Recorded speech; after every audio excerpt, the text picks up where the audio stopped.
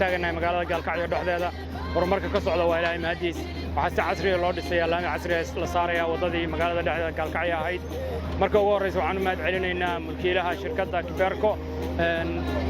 gacanta ku haysa dhismaha laamigan casriga wuxuu tusaale u yahay maalgashiga qofkii Ilaahay wax siiyay inuu dalkiisa maal gashado maalkii dalka ku soo celiyo isagoo ka dhabaynaya qoraahdii caanka ahayd aabihiis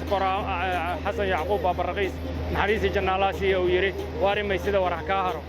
maanta waxay tan ku tusaysaa waarimay sida warax ka haro waxaan ku dhiirigelinaynaa dadka Ilaahay maalka siiyay inay maalkooda dib u soo celiyaan inay dalka maal gashadaan si dalka loo horumariyo si dalka loo dhiso si wanaag badan loo sameeyo